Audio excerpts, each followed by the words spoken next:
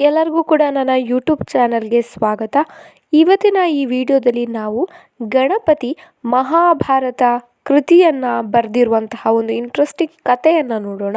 ಗಣಪತಿಯ ಜನನದ ಕುರಿತಾದಂತಹ ಒಂದು interesting video ಈಗಾಗಲೇ ನನ್ನ ಯೂಟ್ಯೂಬ್ ಚಾನಲಲ್ಲಿ ಅಪ್ಲೋಡ್ ಆಗಿದೆ. ಅದರ ಲಿಂಕನ್ನು ಈ ವಿಡಿಯೋದ ಡಿಸ್ಕ್ರಿಪ್ಷನಲ್ಲಿ ಕೊಟ್ಟಿರ್ತೇನೆ. ಇಂಟ್ರೆಸ್ಟ್ ಇರೋರು ಪ್ಲೀಸ್ ಆ ವಿಡಿಯೋ ಕೂಡ ಚೆಕ್ಔಟ್ ಮಾಡಿ ಆ್ಯಂಡ್ ನನ್ನ ಯೂಟ್ಯೂಬ್ ಚಾನಲ್ಗೆ ಪ್ಲೀಸ್ ಸಬ್ಸ್ಕ್ರೈಬ್ ಮಾಡ್ಕೊಳ್ಳಿ. ಅನೇಕ ವರ್ಷಗಳ ಮಹಾಭಾರತ ಯುದ್ಧದ ನಂತರವೂ ಕೂಡ ವೇದವ್ಯಾಸರು ತಮ್ಮ ತಪಸ್ಸಿನ ಶಕ್ತಿಯಿಂದ ಮೊಮ್ಮಕ್ಕಳ ಕಾಲದ ನಂತರವೂ ಹಿಮಾಲಯದ ತಪ್ಪಲಿನಲ್ಲಿ ಆರೋಗ್ಯವಂತರಾಗಿ ವಾಸಿಸ್ತಾ ಇದ್ದರು. ಹೀಗೊಮ್ಮೆ ಸೃಷ್ಟಿಕರ್ತ ಬ್ರಹ್ಮದೇವರು ಮಹಾಭಾರತ ಯುದ್ಧದ ಕುರಿತಾದ ಕೃತಿಯನ್ನು ಬರೆಯಲು ಬಯಸಿದ್ರು. ಆ ಪವಿತ್ರ ಗ್ರಂಥವನ್ನು ಬರೆಯಲು ಮಹಾಭಾರತ ಯುದ್ಧದ ಪ್ರತ್ಯಕ್ಷದರ್ಶಿ ಹಾಗೂ ಅಲ್ಲಿ ಬರುವ ಎಲ್ಲ ಪಾತ್ರಗಳನ್ನು ಹತ್ತಿರದಿಂದ ಕಂಡಂತಹ ವೇದವ್ಯಾಸರು ಶಕ್ತರಾದ ವ್ಯಕ್ತಿ ಅಂತ ತಿಳಿದು ಬ್ರಹ್ಮದೇವರು ವೇದವ್ಯಾಸರಿದ್ದಲ್ಲಿಗೆ ಬರ್ತಾರೆ. ವೇದವ್ಯಾಸರು ಇದಕ್ಕೆ ಸಂತೋಷದಿಂದ ಒಪ್ಕೋತಾರೆ ಹಾಗೂ ಅವರು ಈ ಮಹಾನ್ ಗ್ರಂಥವನ್ನು ಬರೆಯಲು ಒಬ್ಬ ಲಿಪಿಕಾರನ ಅವಶ್ಯಕತೆ ಇರುವುದನ್ನು ಬ್ರಹ್ಮದೇವರಲ್ಲಿ ಹೇಳ್ತಾರೆ.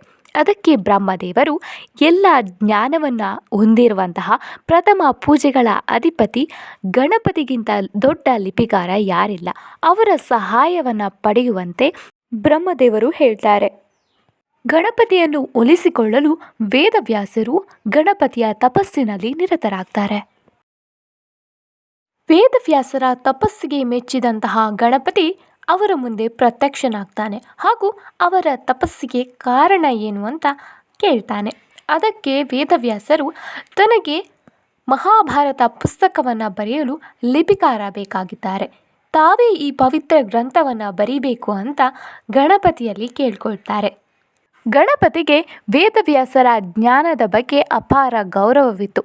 ಆದರೂ ಕೂಡ ಅವರನ್ನು ಪರೀಕ್ಷಿಸಲು ಅವರಿಗೆ ಒಂದು ಷರತ್ತನ್ನು ಗಣಪತಿ ಹೂಡ್ತಾರೆ.